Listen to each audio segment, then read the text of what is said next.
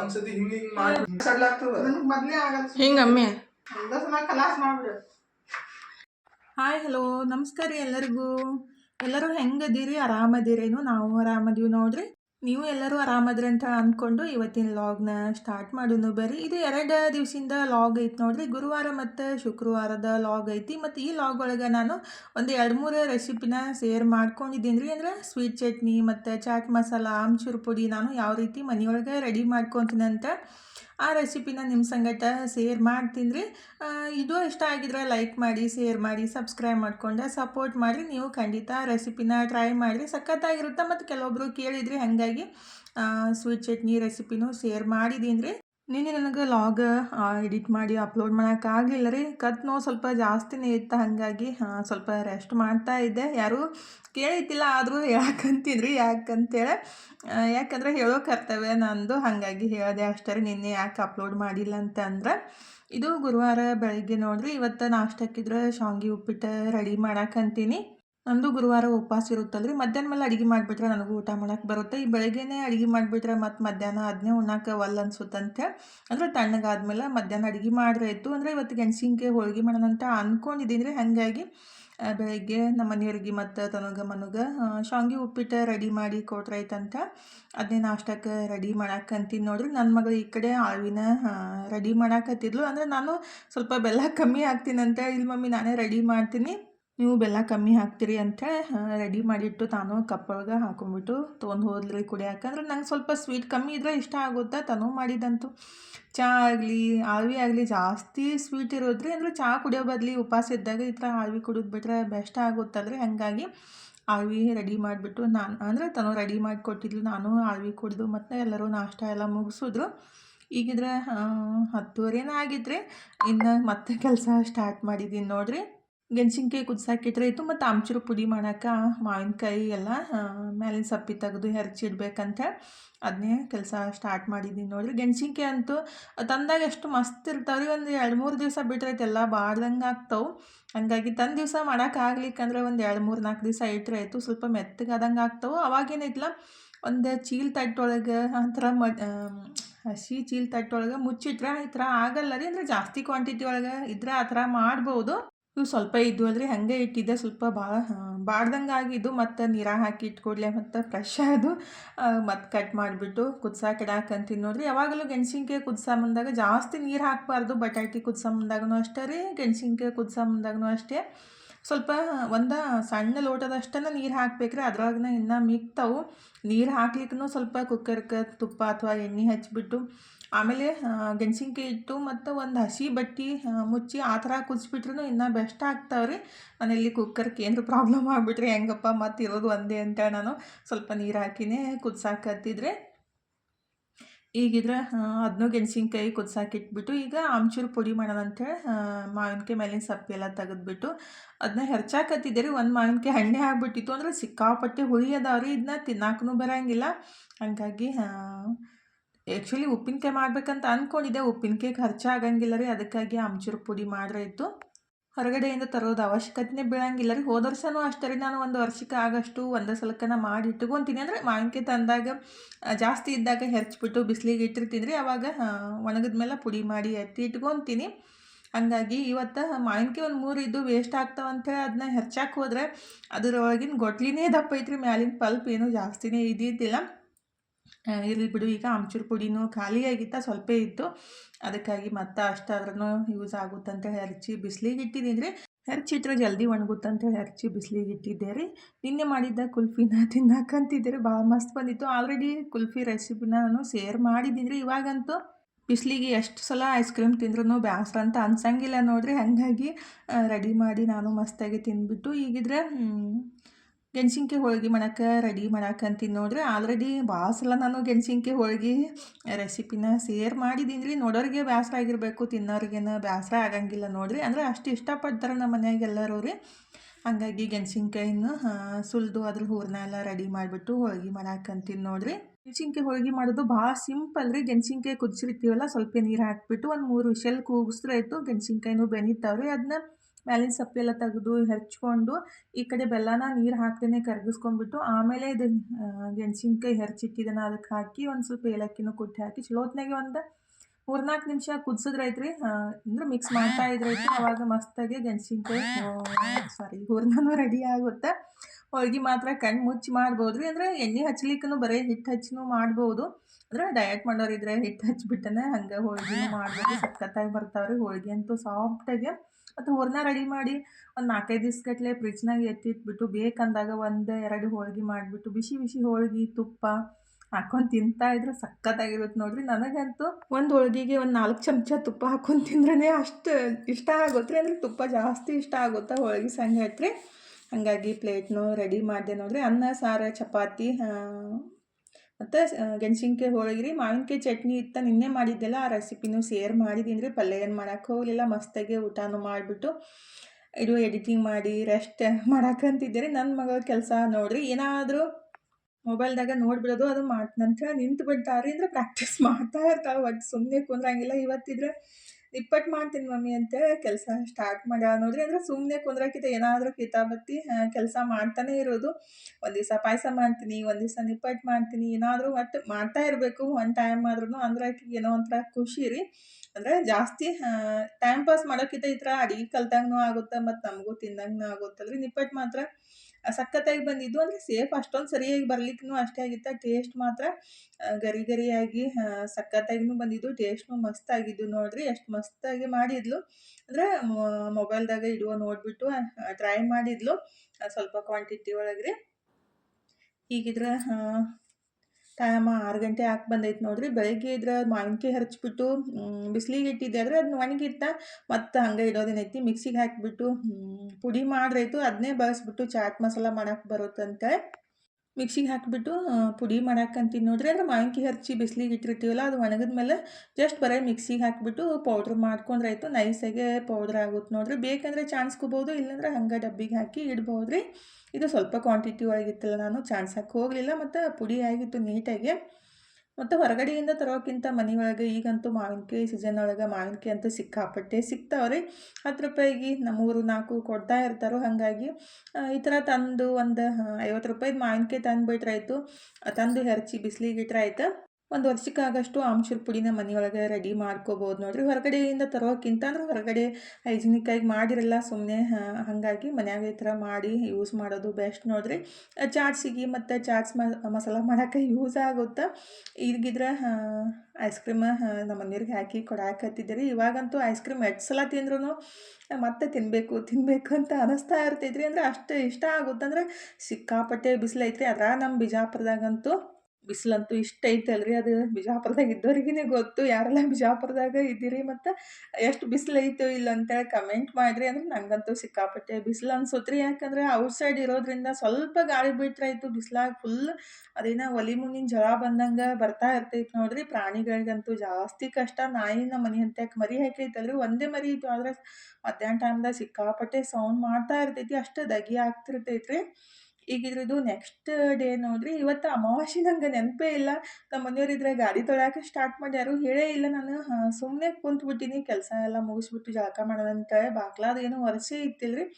ಅವ್ರು ಗಾಡಿ ತೊಳ್ಯಾಕೆ ಸ್ಟಾರ್ಟ್ ಮಾಡಿದ್ಮೇಲೆ ನನಗೆ ನೆನಪತ್ತು ಇವತ್ತು ಅಮಾವಾಸ್ಯೆ ಏನ್ರಿ ಅಂತ ಅಂದ್ಕೂಡ್ಲೆ ನೆನಪೇ ಇಲ್ಲ ನಿಂಗೆ ನೆನಪು ಹಾರಿ ಅಂತ ಅಂದರು. ಹಾಗಾಗಿ ಮತ್ತೆಲ್ಲ ಪಟ್ ಅಂತೇಳಿ ಬಾಗ್ಲ ಎಲ್ಲ ಒರೆಸ್ಬಿಟ್ಟು ಅದ್ರ ಸ್ವಲ್ಪ ಅರ್ಬಿ ಇದು ತೊಳೆದು ಜಳಕ ಮುಗಿಸಿ ಬರಾಟಿಗೆ ನಮ್ಮ ಮನೆಯವ್ರು ಈ ಕಡೆ ಪೂಜೆನೂ ಮುಗಿಸಿದ್ರು ನೋಡ್ರಿ. ಆ್ಯಕ್ಚುಲಿ ನೈವೇದ್ಯಕ್ಕೆ ಶಾವ್ಗೆ ಮಾಡ್ಬೇಕಂತ ಅಂದ್ಕೊಂಡಿದ್ದೆ. ಬೆಲ್ಲನ ಹಿಡಿದ್ಬಿಟ್ಟು ಪೂಜೆನೂ ಮಾಡಿದರು. ಈ ಕಡೆ ನನ್ನ ಮಗಳಿದ್ರೆ ಅನ್ಸ್ಲೆಂದ ಬೀಟ್ರೂಟ್ ಜ್ಯೂಸ್ ಮಾಡಿ ಹಿಡ್ಕೊಂಡು ನಿಂತಿಲ್ರಿ ಜಳಕ ಮಾಡಿ ಬರಾಟಿಗೆನೆ. ಅಂದರೆ ಹೇಳಿದ್ದೆ ರೀ ಬೀಟ್ರೂಟ್ ಜ್ಯೂಸ್ ಮಾಡಿ ಕುಡಿಬೇಕಾಗೈತಿ ಮಾಡಮ್ಮ ಅಂತೇಳಿ.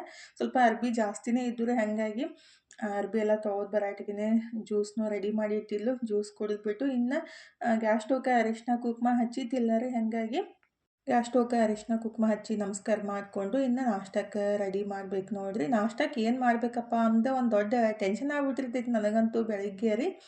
ಹಂಗಾಗಿ ಏನು ಮಾಡಲಿ ಅಂತೇಳಿ ವಿಚಾರ ಮಾಡ್ತಾಯಿದ್ದೆ. ಏನು ಬ್ಯಾಡ ಬಿಡು ಅಡುಗೆನೇ ಮಾಡಿಬಿಟ್ರೆ ಆಯಿತು, ಊಟಕ್ಕೂ ಆಗುತ್ತೆ, ನಾಷ್ಟಕ್ಕೂ ಆಗುತ್ತೆ ಅಂತ ಚಪಾತಿ ಚೌಳಿಕಾಯಿ ಪಲ್ಯ ಮಾಡ್ರೈತಂತ ಹಿಟ್ಟು ಕಲ್ಸಕ್ಕೆ ತೊಗೊಳಕಂತೀನಿ ನೋಡ್ರಿ. ನನ್ನ ಮಗಳಿದ್ರೆ ಈ ಚಪಾತಿ ಮಾಡ್ತೀರಿ ಅದು ಮಾಡ್ತೀರಿ ಅಂತೇಳಿ ಕೇಳಕ್ಕೆ ಸ್ಟಾರ್ಟ್ ಮಾಡಿದ ಕೂಡಲೇ ಸ್ವಲ್ಪ ಸಿಟ್ಟು ಬಂದಿತ್ತು. ಅಂದ್ರೆ ಒಬ್ರಿಗೆ ಒಂದು ಇಷ್ಟ ಆದ್ರೆ ಮತ್ತೊಬ್ರಿಗೆ ಒಂದು ಇಷ್ಟ ಆಗುತ್ತೆ. ಹಾಗಾಗಿ ಡೈಲಿ ಅದನ್ನೇ ಮಾಡ್ತೀರಿ ಅಂತ ಒಬ್ರು ಕೇಳಿಬಿಟ್ರೆ ಇಲ್ಲ ಅದನ್ನ ಮಾಡಿರಿ, ನಮ್ಮ ಮನೆಯವರು ರೊಟ್ಟಿರ ಚಪಾತಿರ ಮಾಡಬೇಕಿಲ್ಲ ಅವ್ರಿಗೆ ಇಷ್ಟ, ಮಕ್ಕಳಿಗಿದ್ರೆ ಬರೀ ನಾಷ್ಟ ಇಷ್ಟ.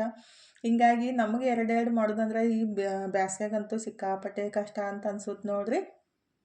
ಹಂಗಾಗಿ ಚೌಳಿಕಾಯಿ ಪಲ್ಯ ಚಪಾತಿ ಮಾಡಿಬಿಟ್ರೈತಂತ ಈ ಕಡೆ ಹಿಟ್ಟು ಕಲ್ಸಾಕನು ತೊಗೊಂಡ್ಬಿಟ್ಟು ಚೌಳಿಕಾಯಿನೂ ಹುರ್ಯಾಕಂತೀನಿ. ಅಂದರೆ ಚೌಳಿಕಾಯಿ ಸ್ವಲ್ಪ ಜಾಸ್ತಿ ಹೊತ್ತು ಹುರಿಬೇಕಾಗುತ್ತೆ.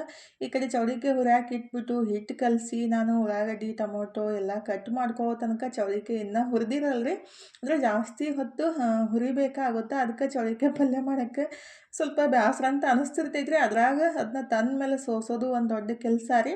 ಒಬ್ಬೊಬ್ರು ಮನೆಯೊಳಗಂತೂ ಒಂದೊಂದು ಅರ್ಧ kg ಗಟ್ಟಲೆ ಚೌಳಿಕಾಯಿ ಪಲ್ಯ ಮಾಡಬೇಕು, ಅದನ್ನ ಸೋಸೋದು ಸ್ವಲ್ಪ ದೊಡ್ಡ ಕಷ್ಟದ ಕೆಲಸ ಆಗುತ್ತೆ ರೀ. ಒಂದು 1/4 kg ಅಷ್ಟೇ ನಾನು ತಂದಿದ್ದು. ಅಂದ್ರೆ ಅರ್ಧ kg ಮಾಡಿಬಿಟ್ರೆ ಜಾಸ್ತಿ ಆಗುತ್ತೆ, 1 ಟೈಮ್ 2 ಟೈಮ್ ಇಷ್ಟ ಸಾಕಾಗುತ್ತಂತ ಅಷ್ಟು ತಂದಿರ್ತೀನಿ ರೀ. ಅದನ್ನ ಸೋಸೋದು ಬೇಸರ ಆಗಿಬಿಟ್ಟು ಸ್ವಲ್ಪ ತರ್ತೀನಿ ನಾನು. ಆ್ಯಕ್ಚುಲಿ ಚೌಳಿಕಾಯಿ ಪಲ್ಯ ಜಾಸ್ತಿ ಇಷ್ಟ ಆಗುತ್ತೆ ರೀ, ಮಾಡೋದು ಸ್ವಲ್ಪ ಕಷ್ಟ ಅಂದರೆ ಸೋಸೋದು ರೀ. ಒಬ್ಬರೇ ಅಂದ್ರೆ ಬೇಸರ ಆಗುತ್ತೆ, ಯಾರೇ ಸ್ವಲ್ಪ ಸೋಸೋ ಮುಂದಾಗ ಹೆಲ್ಪ್ ಮಾಡಿಬಿಟ್ರೆ ಜಾಸ್ತಿ ಖುಷಿ ಆಗುತ್ತೆ ನೋಡ್ರಿ ಚೌಳಿಕಾಯಿ. ಈಗಿದ್ರೆ ಚೌಳಿಕಾಯಿನೂ ಹುರಿದ್ಬಿಟ್ಟು ಸೈಡಿಗೆ ಎತ್ತಿಟ್ಟು ಒಗ್ಗರಣೆನೂ ಹಾಕಕ್ಕಂತೀನಿ ನೋಡ್ರಿ. ಯಾವುದೇ ಆಗಲಿ ಮಾಡೋಕ್ಕೆ ಕಷ್ಟ ಎಷ್ಟು ಅನಿಸುತ್ತಲ್ಲ ಅದು ರುಚಿ ಡಬಲ್ ಆಗಿರುತ್ತಲ್ರಿ, ಅಷ್ಟೇ ರುಚಿನೂ ಕೊಡುತ್ತೆ. ಈಗ ಮಸ್ತಾಗಿ ಚೌಳಿಕಾಯಿ ಪಲ್ಯನೂ ರೆಡಿ ಆಯ್ತು ನೋಡ್ರಿ. ಇನ್ನು ಚಪಾತಿ ಅಷ್ಟು ಮಾಡಿಬಿಟ್ರೆ ನಾಷ್ಟದ ಕೆಲಸ. ಅಂದ್ರೆ 15 ನಿಮಿಷ ಒಳಗಡೆ ಪಲ್ಯನೂ ಆಯಿತು ಚಪಾತಿನೂ ಆಯಿತು. ನಮ್ಮ ಮನೆಯವರಿದ್ರೆ ಲೇಟ್ ಆಗುತ್ತೆ ಯಾವಾಗ ಮಾಡಾಕಿನಿ ಅಂತ ಅಂದಿದ್ರು ನೋಡ್ರಿ. 15 ನಿಮಿಷ ಒಳಗಡೆ ಚಪಾತಿ ಪಲ್ಯ ಎರಡೂ ಮಾಡಿದ್ದೀನಿ ಅಂತ ಹೇಳಕತ್ತಿದ್ದೆ ಅವರಿಗೆ. ಅಂದರೆ ಈ ಕಡೆ ಚೌಳಿಕಾಯಿ ಹುರ್ಯಾಕನ 8-10 ನಿಮಿಷ ಬೇಕಾಗುತ್ತೆ. ಅಷ್ಟೊತ್ತಿಗೆ ನಾವು ಈ ಕಡೆ ಹಿಟ್ಟನ್ನು ಕಲಸಿ ಅದಕ್ಕೆಲ್ಲ ರೆಡಿ ಮಾಡಿ ಒಗ್ಗರಣೆ ಹಾಕಿಬಿಟ್ಟಿರ್ತೀವಿ. ಈಜಿಯಾಗಿ ಮಾಡಿಬಿಡ್ಬೋದು 15 ನಿಮಿಷ ಒಳಗಡೆ ಪಲ್ಯ ಚಪಾತಿ ರೀ. ಇವಾಗಿದ್ರೆ ಊಟ ಎಲ್ಲ ಮುಗಿಸಿ ಸ್ವಲ್ಪ ಹೊತ್ತು ಕುಂತಿದ್ರಿ. ಇದು ಕತ್ನೂ ಏನಿಲ್ಲ ಇಷ್ಟು ತ್ರಾಸು ಕೊಡಾಕತೈತಿ, ಇನ್ನೂ ಕಮ್ಮಿನೇ ಆಗಿಲ್ಲ ರೀ. ಎಷ್ಟು 3 ದಿವಸ 4 ದಿವಸ ಆಯಿತು. ಒಂದು ದಿವಸ ಟ್ಯಾಬ್ಲೆಟ್ ತೊಗೊಂಡಿದ್ದೆ, ಇನ್ನೇನು ಪದೇ ಪದೇ ಟ್ಯಾಬ್ಲೆಟ್ ತೊಗೊಳೋದು ಅಷ್ಟು ಸರಿ ಇಲ್ಲಲ್ರಿ. ಹಾಗಾಗಿ ಮನು ಇದ್ರೆ ಅದೇನಂತಾರು ಐಸ್ ವಾಟ್ರ್ ಸ್ವಲ್ಪ ಅದಕ್ಕೆ ಈ ಥರ ಮಾಡಿರಿ ಅಂದ್ರೆ ಹಚ್ಕೋರಿ ಮಮ್ಮಿ ಕಮ್ಮಿ ಆಗ್ತೈತೆ ಅಂತ ಹೇಳಿದ್ದೆ. ಹಾಗಾಗಿ ಒಂದು ಸ್ಟೀಲ್ ಬಾಟಲ್ ಒಳಗೆ ನೀರು ತುಂಬಿಬಿಟ್ಟು ಐಸ್ ಬಾಕ್ಸ್ನಾಗ ಇಟ್ಟಿದ್ದೆ ರೀ ಫ್ರಿಜ್ ಒಳಗೆ. ಅದನ್ನ ಐಸ್ ಎಲ್ಲ ಆಗಿಬಿಟ್ಟಿತ್ತು. ಈ ಥರ ಇಟ್ಕೊಂಡ್ಬಿಟ್ಟು ರೆಸ್ಟ್ ಮಾಡಾಕತ್ತಿದ್ದೆ ರೀ. ಪೇನ್ ಇದ್ದಾಗ ಏನು ಮಾಡಬೇಕಪ್ಪ, ಯಾವ ಥರ ಕಮ್ಮಿ ಮಾಡ್ಕೋಬೇಕು ಅಂತ ಅನ್ನಿಸ್ತಾ ಇರ್ತೈತಲ್ರಿ. ಅದ್ರಾಗ ಮನ್ಸಿಗಂತೂ ಸೊಗಸ ಇರೋಂಗಿಲ್ಲ, ಯಾವಾಗ ಕಮ್ಮಿ ಆಗುತ್ತೆ ಅಂತ ಅದೇ ಅನ್ನಿಸ್ತಾ ಇರ್ತೈತಿ. ಕೆಲಸ ಎಲ್ಲಾರೇ ಕುಂತ್ಬಿಟ್ರೆ ಇನ್ನಷ್ಟು ಜಾಸ್ತಿ ನೋವು ಅನ್ಸುತ್ತೆ ರೀ. ಹಂಗಾಗಿ ಮತ್ತೆ ಸಂಜೆ ಆದ ಕೂಡಲೇ ಕೆಲಸ ಸ್ಟಾರ್ಟ್ ಮಾಡಿದ್ದೀನಿ ನೋಡಿರಿ. ಕೆಲಸ ಮಾಡೋ ಮುಂದಾಗ ಅಷ್ಟೇನು ಅನ್ಸಂಗಿಲ್ಲ, ಅಂದರೆ ಕೆಲಸ ಮಾಡೋದ್ಮೇಲೆ ಫೋಕಸ್ ಆಗಿಬಿಡುತ್ತಲ್ರಿ ಮೈಂಡ್. ಹಾಗಾಗಿ ನೋವು ಸ್ವಲ್ಪ ಕಮ್ಮಿ ಅನಿಸುತ್ತೆ. ಕುಂದಿರ್ತೀವಲ್ಲ ಜಾಸ್ತಿ ನೋವು ಅಂತ ಅನ್ನಿಸ್ತಾ ಇರ್ತೈತಿ. ಹಾಗಾಗಿ ಮತ್ತು ಬಂದುಬಿಟ್ಟು ಅಡುಗೆ ಮನೆಯೊಳಗೆ ನನಗಂತೂ ಅಡುಗೆ ಮಾಡೋದು ಜಾಸ್ತಿ ಖುಷಿ ರೀ. ಏನಾದರೂ ಒಟ್ಟು ಮಾಡ್ತಾ ಇರಬೇಕು, ಬಡಿಸ್ತಾ ಇರಬೇಕು, ಅವಾಗ ಜಾಸ್ತಿ ಖುಷಿ ಅನಿಸುತ್ತೆ. ಅದ್ರಾಗ ತಿಂದ್ಬಿಟ್ಟು ಭಾರಿ ಆಗೈತೆ ಅಂದ್ರೆ ಇನ್ನಷ್ಟು ಖುಷಿ ಆಗ್ಬಿಡುತ್ತೆ. ಈಗಿದ್ರೆ ಸ್ವೀಟ್ ಚಟ್ನಿ ರೆಡಿ ಮಾಡಾಕಂತೀನಿ ನೋಡ್ರಿ. ನನ್ನ ಮಕ್ಕಳಿಗಂತೂ ಸ್ವೀಟ್ ಚಟ್ನಿ ಇದ್ಬಿಟ್ರಂತೂ ಪಲ್ಯಕ್ಕೆ ದೋಸೆಗೆ ಎಲ್ಲದಕ್ಕೂ ಹಚ್ಕೊಂಡು ತಿಂತಾರೆ. ಅಂದರೆ ಟೊಮೊಟೊ ಸಾಸ್ ತಿನ್ನೋ ಬದಲಿ ರೀ ಈ ಥರ ನಾವು ಸ್ವೀಟ್ ಚಟ್ನಿ ಮಾಡಿಟ್ಟು ಮಕ್ಕಳಿಗೆ ಕೊಡೋದ್ರಿಂದ ಡೈಜೆಷನ್ ಸಿಸ್ಟಮ್ನು ಚಲೋ ಆಗುತ್ತೆ ರೀ, ಮತ್ತು ಆರೋಗ್ಯಕ್ಕೂ ಒಳ್ಳೇದು ರೀ. ಈ ಥರ ಸ್ವೀಟ್ ಚಟ್ನಿ ಮಾಡಿ ನಾವು ಒಂದು 2-3 ತಿಂಗಳ ತನಕ ಆರಾಮ್ಸರಿ ಫ್ರಿಜ್ ಒಳಗೆ ಇಟ್ಕೊಂಡ್ಬಿಟ್ಟು ಬಳಸ್ಬೋದು. ಅಷ್ಟು ದಿವಸ ಇರಂಗೇ ಇಲ್ರಿ ಮಕ್ಕಳಿದ್ದು ಮಕ್ಕಳಿಗಂತೂ ಜಾಸ್ತಿ ಇಷ್ಟ ಆಗುತ್ತೆ. ಹಾಗಾಗಿ ಫಸ್ಟಿಗೆ ನಾನು ಒಂದು ಹಿಡಿಯಷ್ಟು ಹುಣಸೆಹಣ್ಣು ತೊಗೊಂಡ್ಬಿಟ್ಟು ಅದನ್ನ ಸ್ವಚ್ಛಗೆ ಒಂದು ಸಲ ತೊಳೆದು ಆಮೇಲೆ ಇದಕ್ಕೆ ಸ್ವಲ್ಪ ಬಿಸಿ ನೀರನ್ನು ಹಾಕಿ ಒಂದು ಅರ್ಧ ತಾಸು ಮುಚ್ಚಿಟ್ಬಿಡ್ಬೇಕು ರೀ. ಅದು ಮೆತ್ತಗಾಗಬೇಕು. ಈ ಕಡೆ ಅರ್ಧ ತಾಸು ಅದನ್ನ ರೆಸ್ಟ್ ಮಾಡಾಕಿಟ್ಬಿಟ್ಟು ಇನ್ನೊಂದು ಸ್ಪೆಷಲ್ ರೆಸಿಪಿನ ರೆಡಿ ಮಾಡಾಕತ್ತಿದ್ದು ನೋಡ್ರಿ. ಭಾಳ ದಿವಸದಿಂದ ಖಾಲಿಯಾಗಿತ್ತು, ಮಾಡೋಕ್ಕಾಗಿದ್ದಿಲ್ಲ. ಅದಕ್ಕಾಗಿ ಈಗಿದ್ರೆ ಅದನ್ನೇ ರೆಡಿ ಮಾಡಾಕಂತೀನಿ ನೋಡ್ರಿ. ಹೋಮ್ ಮೇಡ್ ಚಾಟ್ ಮಸಾಲ ಅಂದರೆ ಹೊರಗಡೆಯಿಂದ ತಂದಿರ್ತೀರಿ, ಮನೆಯೊಳಗೆ ಜಾಸ್ತಿ ಯಾರೂ ಮಾಡೋಕ್ಕೆ ಹೋಗಂಗಿಲ್ಲ ರೀ. ಸಿಂಪಲ್ಲಾಗಿ ಮನ್ಯಾಗ ಮಾಡ್ಬೋದು. ಟೇಸ್ಟ್ ಸಖತ್ತಾಗಿರುತ್ತೆ ಮತ್ತು ನಮ್ಮ ಗಂಟ್ಲಿಗೂ ಚಲೋ ರೀ. ಅಂದರೆ ಹೊರಗಡೆಯಿಂದ ತಂದಾಗ ಅದಕ್ಕೆ ಕೆಮಿಕಲ್ ಮತ್ತು ಅಜಿನೋಮೋಟೋ ಟೇಸ್ಟಿಂಗ್ ಪುಡಿ ಹಾಕಿರ್ತಾರಲ್ಲ, ಹಾಗಾಗಿ ಮನೆಯಾಗಿರೋ ಮಸಾಲೆಗಳಿಂದ ಸಿಂಪಲ್ಲಾಗೆ ಮಾಡ್ಬೋದು. ಕಾಳು ಮೆಣಸು, ಶುಂಠಿ ಆ ಥರ ಎಲ್ಲ ಬಳಸ್ಬಿಟ್ಟು ಸಖತ್ತಾಗಿರುತ್ತೆ ರೀ. ನಾನಿಲ್ಲಿ ಚಾಟ್ ಮಸಾಲ ಮಾಡೋಕ್ಕೆ ಮಸಾಲೆಗಳನ್ನು ತೊಗೊಳಕಂತೀನಿ ನೋಡ್ರಿ. 1 ಚಮಚದಷ್ಟು ಜೀರಿಗೆ, 1 ಚಮಚದಷ್ಟು ಧನಿಯಾ ರೀ, ಅಂದರೆ ಕೊತ್ತಂಬರಿ ಕಾಳು ಅಂತಾರಲ್ಲ, ನಮ್ಮ ಕಡೆ ಅಮೇಜ್ ಅಂತಾರು. ಈಗಿದ್ರೆ ಅರ್ಧ ಚಮಚದಷ್ಟು ಸೋಂಪು ತೊಗೊಂಡಿದ್ದೀನಿ ನೋಡಿರಿ, 1/4 ಚಮಚದಷ್ಟು ಅಜ್ವೈನ. ಆ್ಯಕ್ಚುಲಿ ನಾನು ಅಂದಾಜು ಹಾಕ್ತಿದ್ರೆ ನಿಮಗೂ ಗೊತ್ತಾಗಲಿ ಅಂತ ನಾನು ಅಳತೆ ಮಾಡಿಬಿಟ್ಟು ಹಾಕಾಕತ್ತಿದ್ದು. ಈಗಿದ್ರೆ ಒಂದು 3ರಿಂದ 4 ಲವಂಗ ರೀ, 1/4 ಚಮಚದಷ್ಟು ಕಾಳು ಮೆಣಸು ರೀ. ಕಾಳು ಮೆಣಸಂತೂ ನಮ್ಮ ದೇಹಕ್ಕೆ ತುಂಬ ಒಳ್ಳೆಯದು ರೀ, ಬಳಸೋದ್ರಿಂದ ಡೈಜೆಷನ್ಗೂ ಒಳ್ಳೆಯದಾಗುತ್ತೆ. ಈಗಿದ್ರೆ ಕಾಳು ಮೆಣಸು ಮತ್ತು ಧನಿಯಾ, ಜೀರಿಗೆ, ಸೋಂಪು ಎಲ್ಲ ತೊಗೊಂಡಿದ್ದೀವಲ್ಲ ರೀ, ಅದನ್ನ ಸಣ್ಣ ಉರಿ ಒಳಗೆ ಜಸ್ಟ್ ಬಿಸಿ ಮಾಡ್ಕೋಬೇಕ್ರಿ. ಜಾಸ್ತಿ ಹುರಿಯಾಕೆ ಹೋಗಬಾರ್ದು, ಅಂದ್ರೆ ಫುಲ್ ಏನಂತಾರೆ ಕೆಂಪಾಗೋ ಮಟ್ಟ ಹುರಿಯಾಕೆ ಹೋಗಬಾರ್ದು. ಜಸ್ಟ್ ಬಿಸಿ ಆಗಬೇಕದು ಪುಡಿ ಮಾಡೋಕೆ ಬೆಸ್ಟ್ ಆಗಿರುತ್ತೆ ರೀ. ಈಗಿದ್ರೆ ಚಲೋತ್ನಾಗ ಬಿಸಿ ಆದಮೇಲೆ ಗ್ಯಾಸ್ ಬಂದ್ ಮಾಡಿಬಿಟ್ಟು ಸ್ವಲ್ಪ ಪುದೀನಾನ ಹಾಕಿದ್ದೀನಿ ನೋಡಿರಿ. ಅಂದರೆ ಒಣಗಿರೋ ಪುದೀನ ರೀ. ಒಣಗಿದ್ದಿದ್ದಿಲ್ಲ ಅಂದ್ರೆ ಹಸಿದನ್ನು ಸ್ವಲ್ಪ ಹುರಿದ್ಬಿಟ್ಟು ಹಾಕ್ಬೋದು. ನಾನು ಒಣಗಿಸಿ ಇಟ್ಟಿರ್ತೀನಿ ರೀ, ಯೂಸ್ ಆಗುತ್ತಂತ ಅದನ್ನೇ ಹಾಕಿ ಸ್ವಲ್ಪ ಮಿಕ್ಸ್ ಮಾಡ್ಕೊಂಡ್ಬಿಟ್ಟು ಅದನ್ನು ಬಿಸಿ ಆಗುತ್ತಲ್ಲ ಚಲೋತ್ನಾಗೆ ಪುಡಿ ಆಗುತ್ತಂತ ಅದನ್ನು ಬಿಸಿ ಮಾಡಿಕೊಂಡು ಸೈಡಿಗೆ ಎತ್ತಿ ಇಟ್ಟಿದ್ದೀನಿ ರೀ. ಕಾಳು ಮೆಣಸಿನ ಪುಡಿನೂ ಸ್ವಲ್ಪ ಇತ್ತು, ಅದಕ್ಕಾಗಿ ಅದನ್ನೂ ರೆಡಿ ಮಾಡಿರೈತಂತ. ಸ್ವಲ್ಪ ಅದನ್ನು ಬಿಸಿ ಮಾಡಿಬಿಟ್ಟು ಪುಡಿ ಮಾಡಿಬಿಟ್ರೆ ಜಲ್ದಿ ಪುಡಿ ಆಗುತ್ತೆ ರೀ ಸಣ್ಣಗೆ. ಅದಕ್ಕಾಗಿ ಜಸ್ಟ್ ಅದನ್ನು ಬಿಸಿ ಮಾಡಿಬಿಟ್ಟು ಗ್ಯಾಸ್ ಬಂದ್ ಮಾಡಿ ಇಟ್ಟಿದ್ದೀನಿ, ಆಮೇಲೆ ಪುಡಿ ಮಾಡಿರೈತಂತ. ಈ ಕಡೆ ಧನಿಯಾ ಮತ್ತು ಜೀರಿಗೆ ಎಲ್ಲ ಏನು ಬಿಸಿ ಮಾಡಿ ಇಟ್ಟಿದ್ದೀವಲ್ರಿ ಹುರಿದು, ಅದನ್ನ ಮಿಕ್ಸರ್ ಜಾರಿಗೆ ಹಾಕಿಬಿಟ್ಟು ಈ ಥರ ಫಸ್ಟಿಗೆ ಪುಡಿ ಮಾಡಿ ತೊಗೋಬೇಕ್ರಿ. ಈಗಿದ್ರೆ ಇದಕ್ಕೆ ಇನ್ನೊಂದು ಸ್ವಲ್ಪ ಪುಡಿ ಮಸಾಲೆಗಳನ್ನ ಹಾಕಬೇಕ್ರಿ. ಅಂದರೆ ರುಚಿಗೆ ಎಷ್ಟು ಬೇಕಷ್ಟು ಉಪ್ಪು, ಸ್ವಲ್ಪ ವೈಟ್ ಉಪ್ಪು ಅಂದರೆ ವೈಟ್ ಸಾಲ್ಟ್, ಸ್ವಲ್ಪ ಬ್ಲ್ಯಾಕ್ ಸಾಲ್ಟ್ ರೀ, ಒಂದು 2-3 ಚಿಟಿಕೆಯಷ್ಟು ಹಿಂಗೆ, ಮತ್ತು 1 ಚಮಚದಷ್ಟು ಸಕ್ಕರೆ ತೊಗೊಂಡಿದ್ದೀನಿ ರೀ, ಮತ್ತು 1 ಚಮಚದಷ್ಟು ಆಮ್ಚೂರು ಪುಡಿ ರೀ.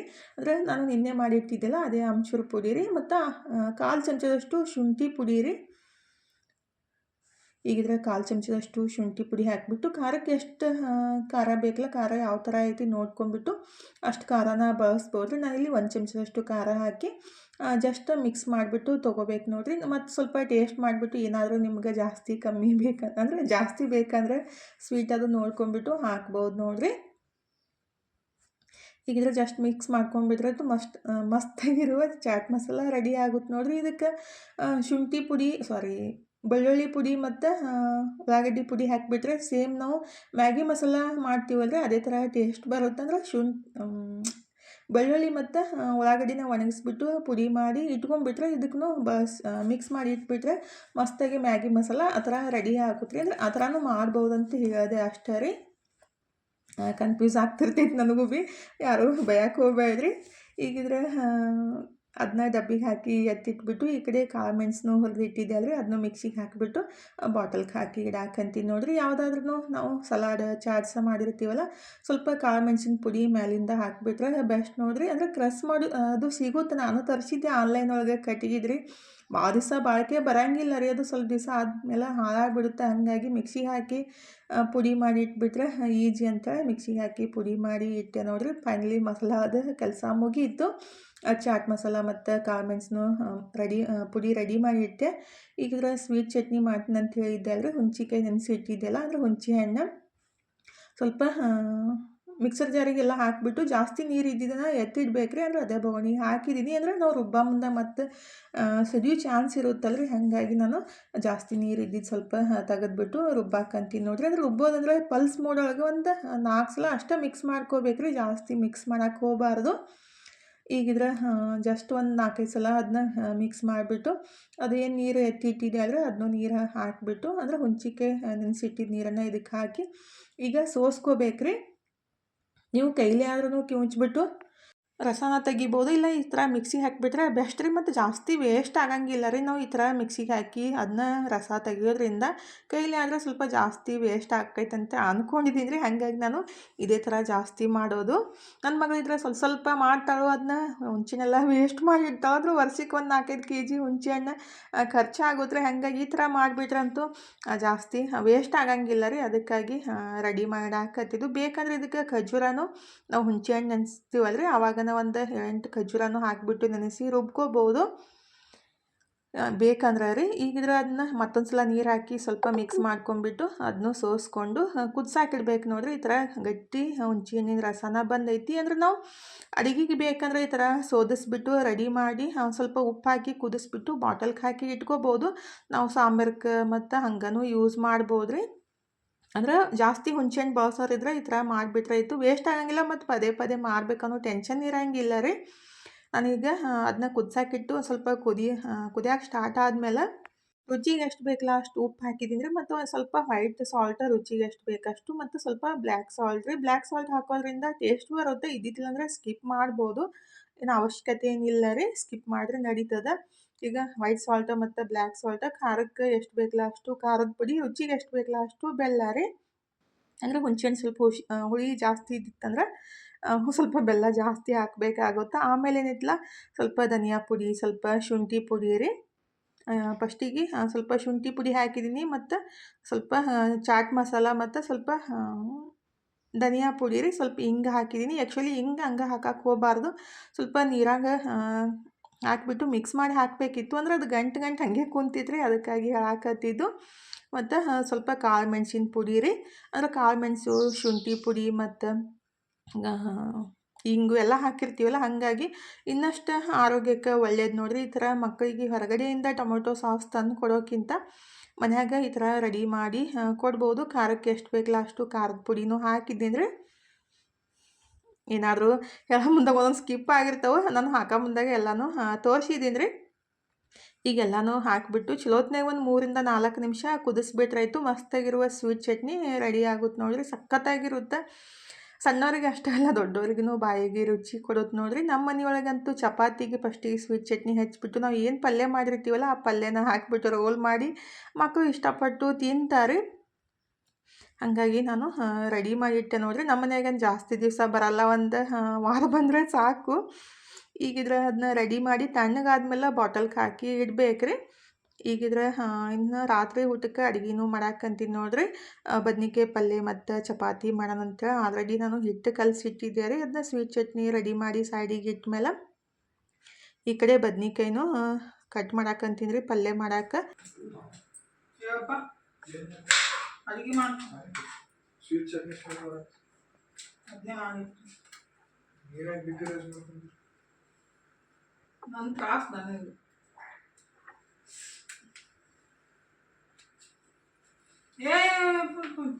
ಒಂದ್ಸತಿ ಹಿಂಗ್ ಮಾಡಿ ಒಂದೇ ಸತಿ ಹಿಂಗ್ ಸಡ್ಲಾಗ್ತದ. ನನಗೆ ಮೊದಲೇ ಆಗಲ್ಲ. ಹಿಂಗಮ್ಮೆ ಬೇಡ ಬೇಡ ಒಂದೇ ಸಲ ಕಲಾಸ್ ಮಾಡ್ಬಿಡು. ಆಗ್ತದ ಆ ತ್ರಾಸನ ಹಿಂಗೆ ಮಾಡ್ತಾನ ಅಂತ ಹೇಳ್ತಾನ. ಅಷ್ಟು ತ್ರಾಸ ಅಂದ್ರೆ ನನ್ನ ಗೋಣ್ ಹಿಡಿದ್ಬಿಟ್ಟು ನಂಗೆ ತ್ರಾಸ ಆಕತ್ತೈತಿ. ಮನು ಬಂದುಬಿಟ್ಟು ಮಮ್ಮಿ ಈ ಥರ ಕಟ್ ಮಾಡಿಬಿಡ್ತೀನಂತ ಅಂದ್ಕೂಡಲೇ ಜೀವ ಹೋದಂಗೆ ಆಕತ್ತೈತ್ರಿ. ಅಂದ್ರೆ ಅದಷ್ಟು ಪೇನ್ ಐತಿ, ಅದು ಆದವ್ರಿಗೇ ಗೊತ್ತ್ರಿ. ಇದು ಕಣ್ಣಿಗೆ ಕಾಣಂಗಿಲ್ಲ, ಆದ್ರೆ ಅದು ಅನುಭವಿಸ್ತಿರ್ತೀವಲ್ಲ, ಕತ್ತು ಹಿಡ್ಕೊಂಡಿದ್ದು ಅಂದ್ರೆ ಏನು ಮಾಡೋಕ್ಕೂ ಆಗಂಗಿಲ್ಲ. ತಲೆ ಮೇಲೆ ಒಂದು ದೊಡ್ಡ ಭಾರನ ಹೊತ್ಕೊಂಡು ಕುಂತೋರ್ಗತ್ಲೆ ಆಗಿರ್ತೈತಿ.